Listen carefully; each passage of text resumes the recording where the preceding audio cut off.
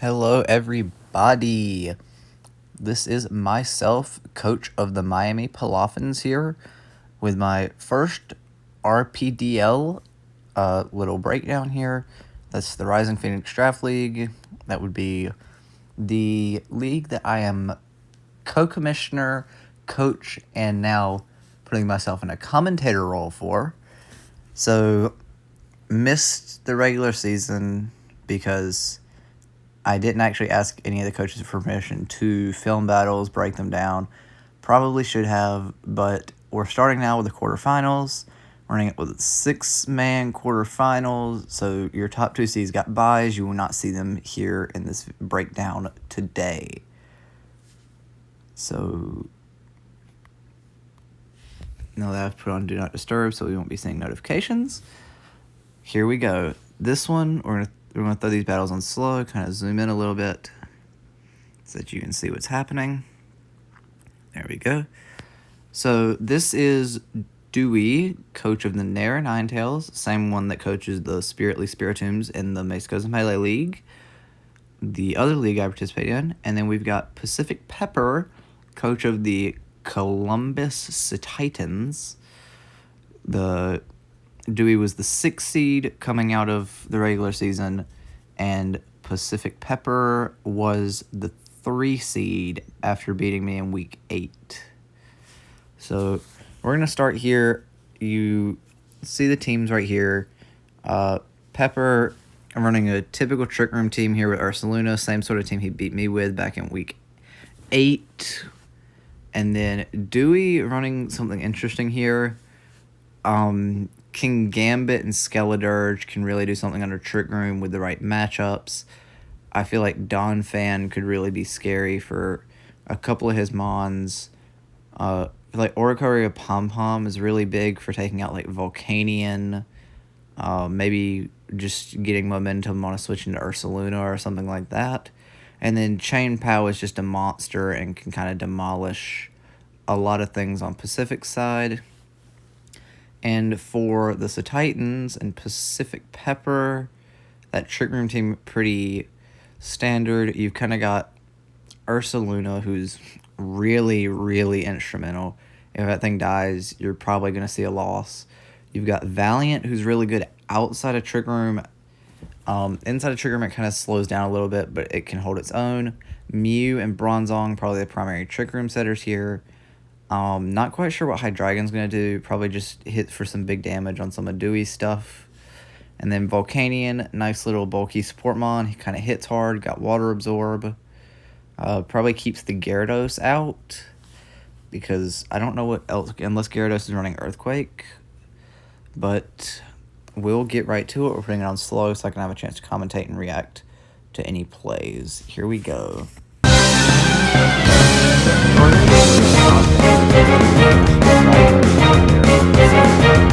So before we actually start, this lead is interesting because I feel like Hydreigon could really get big damage off. We see that it's used Dark Pulse. I always take into account that there could be a flinch, but I don't believe there was in this instance. And then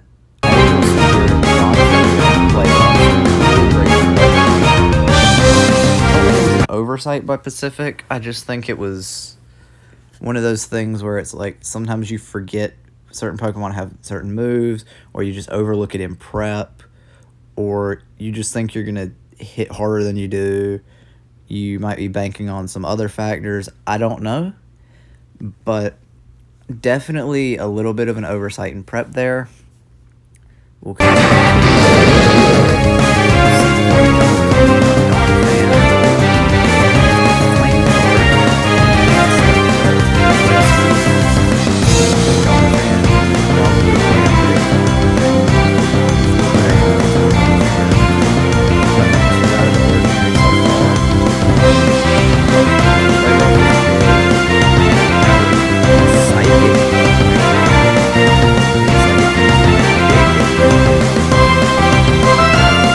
Okay, so that's big. That Terra Psychic is really big. When I watched this the first time, I'm the statistician for the league as the co-commissioner.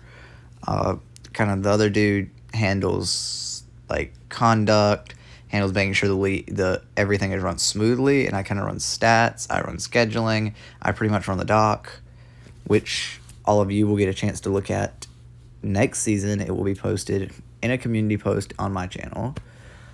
But I really feel like Douey prepped well there, because like Brick Break on Volcania I wasn't really expecting. To be honest, I didn't realize it learned it. It was a move, I guess, I guess it was just a counter chain POW. I would expect like another fire move there other than Flame Charge, but I guess Brick Break's there to take out King Gambit and Chain POW, which the Psychic Chain POW is something that I would not have seen coming from a mile away. Our other co-commissioner, I was talking with him, is Table Guy, coach of the Tijuana Ttars. You will see him later. He said this is probably the first time he's ever seen a defensive Psychic Terror work. And I agree with him, because it's not the best defensive typing, but it was really good in this battle, because you can just take a look at Pacific's team and see that he's kind of not got much he can do about this. So you'll see here kind of goes on a little bit of the Psychic thing going on. So it's kind of specific Douey probably slower, but his movements about it. Body press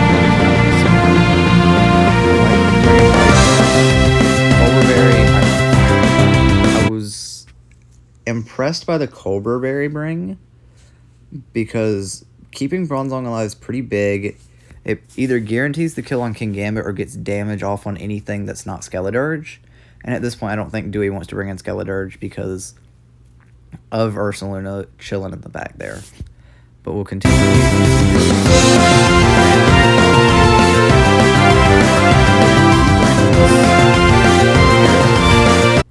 Now, this is a very risky play unless he's got Earthquake. Earthquake hits Volcanion. If he's just running Waterfall, it's kind of risky with Volcanion.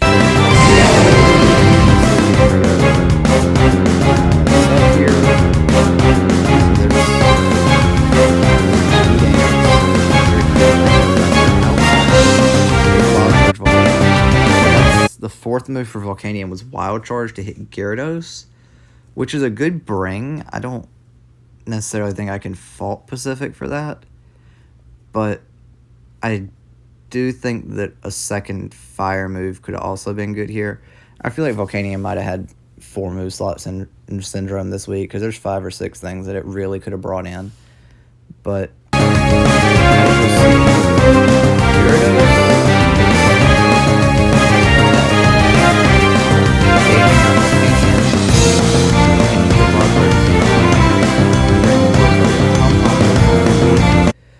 and it looks like he's just going to stall out the Volcanion here on recoil.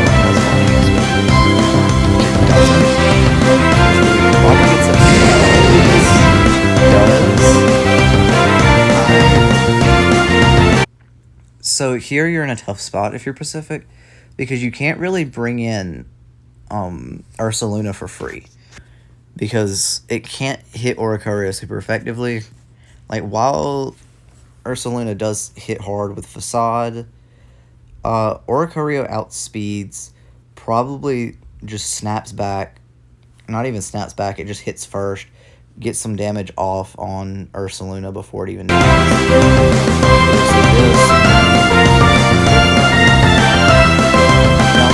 Oricorio pretty sorry,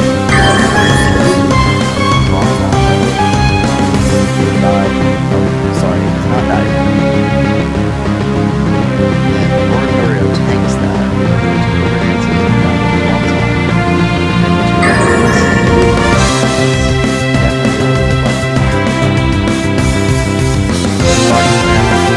That is definitely one thing I did not understand this week. Why Body Slam over Facade if he didn't have Facade? He might have had Facade. I haven't actually looked at the sets or anything. I wanted to try to keep this This is a after the fact breakdown, but I'm trying to keep it a little bit hidden for the viewers that haven't seen the replays yet. But Ursaluna did not have facade to my knowledge.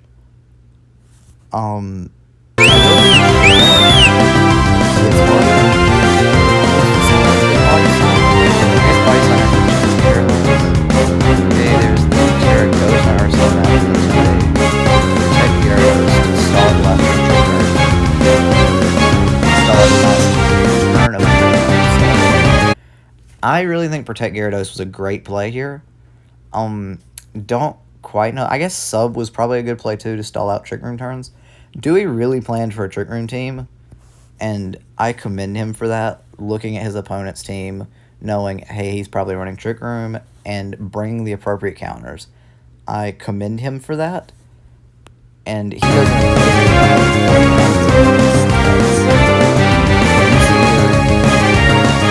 Also, can we talk about earlier? You could now see on Gyarados the only damaging move that it has is Likely Waterfall to hit Ursaluna. Earlier, he brought in Gyarados in front of Volcanion. So,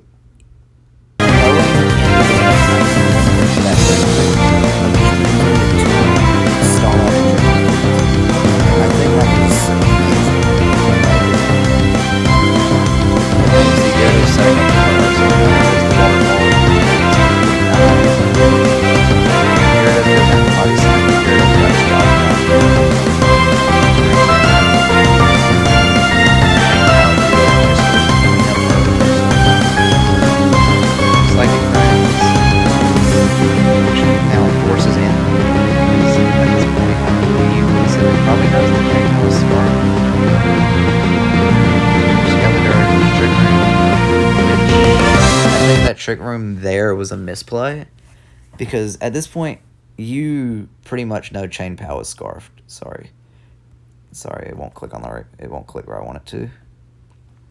But the only move it's used is Psychic Fangs, and you pretty much know it's scarfed at this point. So I don't like putting it in there, and then now you're just letting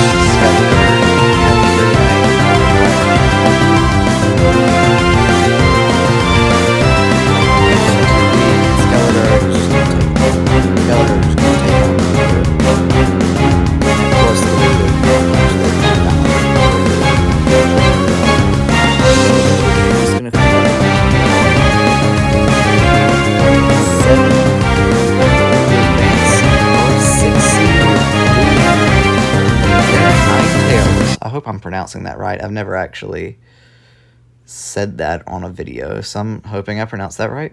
But Dewey and the Narre Ninetales have advanced to the semifinals over PacificPepper and the Columbus Cetitans. So, well played to both of them there. I think Dewey definitely outprepared Pacific, and I think that Pacific just kind of got a little bit outmaneuvered in the battle too. I feel like there were a couple misplays by both sides, but that's to be expected. Nobody's going to battle perfectly. I wish Dewey luck next round. He's got the 2 seed, who is Matt. I believe it would be Max Bernhardt and the Myscovian Sandslashes. Again, hoping I'm pronouncing that right. And hopefully we will get to see Pacific back in Season 2, where I'll be doing more weekly breakdowns, draft breakdowns, trying to get more involvement, just have some more fun with the league. But anyway, now we're going to move on to my battle as the Miami Palafins. Yeah, myself, the Miami Palafins, whatever, versus the other co-commissioner, Table Guy, and his Tijuana Ttars. I'm going to preface this battle. I'm not going to use it as an excuse because I probably should not have just gone out today. I should have prepped when I had breaks during the week, but I was not home most of the week. This team was built in an hour, and I'm extremely tired when I built it. But that's no excuse. I'll go ahead and I commend Table Guy here for his team, his great battling, and we're just going to get into it. I'm going to put it on slow so I have a little bit more time to react.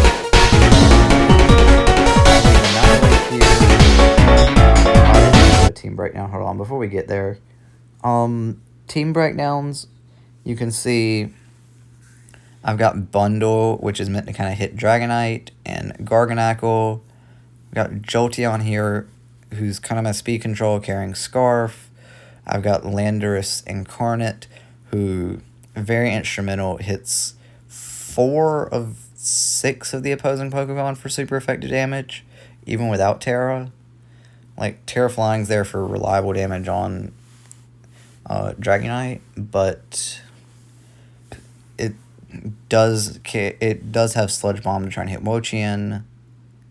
Does Dark Resist? I don't know if Dark Resist Poison. I don't really know about that right now. But then Annihilate's here to try and bulk up, set rocks. It was essentially a suicide lead, but it could do some things if I needed it to later in the battle. Iron Moth, Fast Mon, hits hard, and Quaxwell to be bulky, take some hits, try to get some cheap little kills while also there to remove any hazards that Garg might set up. Annihilate, Dragonite, not my smart mistake, as I said. I knew I would survive it, essentially 8 was just and then 7 drops. I probably should have let it go down here. I didn't get lucky against the Hurricane. Try to break it down. This was a big mistake here. I know how instrumental Landorus was at this point because it hits 4 of his opposing 6 for super effective damage and really is my control mon for the bout. And bringing it in there was unnecessary when I could have went into like Quaxwell to tank a hit. I could have just sacked Ape early. I feel like this was completely unnecessary, but I do have to let it go down. Just trying to preserve as much as possible.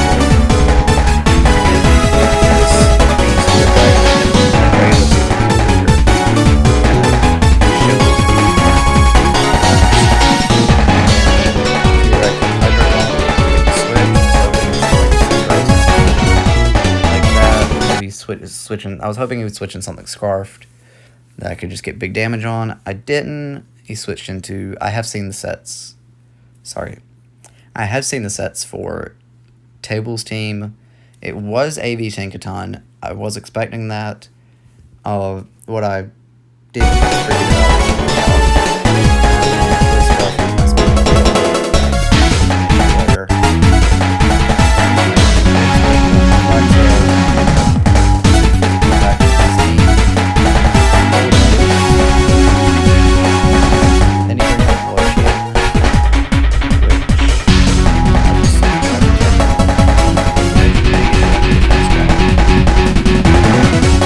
then I switched into Moth.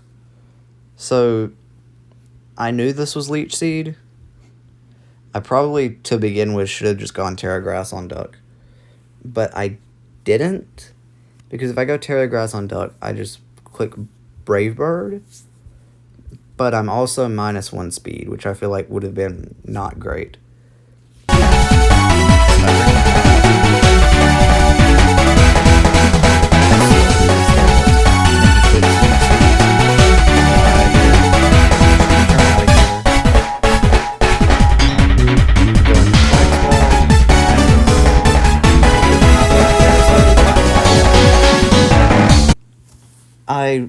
At this point, I want to just say it's probably not a good thing when your pre-evolution, your middle starter that you picked up because you didn't have any rapid spinners, when it puts in the most work for your last 2 regular season weeks and your playoff game, you're probably not going to win. This team that I had, the 10 that I had was pretty much built entirely on pickups. because my draft was even worse than the team I ended up with. The 4 I didn't bring to this battle was Girafarig, Baxcalibur, Leafeon, and Doxbun. Don't feel like any of them would have helped me here, but that's the rest of the team I did have. But Waxwell was definitely going to he didn't get the low tier MVP. He's the low tier MVP in my heart. That would the max. Here we go. I click Graybird.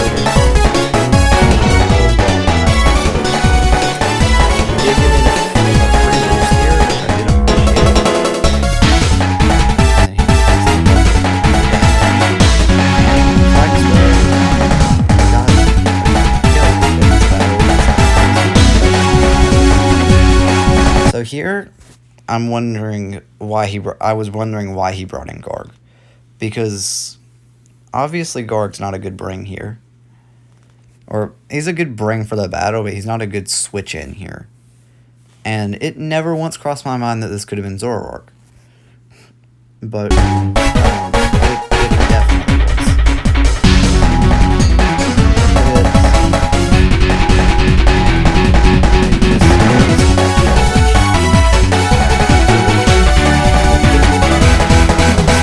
Just made things worse.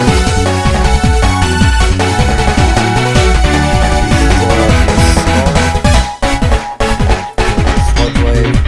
I was hoping to maybe catch Cinderace.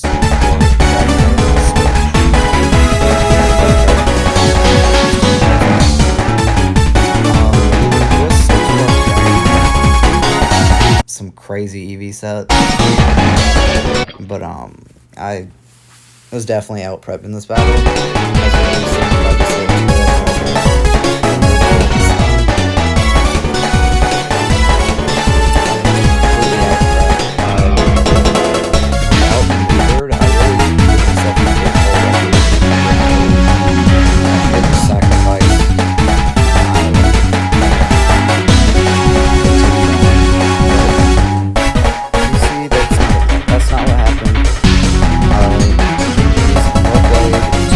Table Guy, seen expired mozzarella here, and the Tijuana Ttars. He was the 5 seed in the playoffs. He will face the 1 seed Raleigh Regirox, who went 8-1 in the regular season with a loss at week 9 to Douey. But next week's battles will be as follows: will be the Raleigh Regirox and Batman versus Table Guy and the Tijuana Ttars. And then on the other side of the bracket, you'll have your 2-seeded Max Bernhardt and the Muscovian Sandslashes versus the 6-seeded Douey and the Narre Ninetales. Looking forward to those. I'm kind of happy I get to sit back through the next 2 weeks. I can prepare Season 2 for y'all. Get the draft board set up. Me and Table can do that. We're getting the doc set up, getting the teams in. We've got a fun little gimmick for all of y'all next season. The draft's not going to quite be a normal one. We're just going to tack on one extra little rule. Keep things being fun. Everybody voted on open terrestrialization for next season. And then we made some other small changes. But anyway, good luck to the 4 playoff coaches. This is myself, coach of the Miami Palafins, your commentator for the RPDL this season. Signing off from now. See you next week for the semifinal.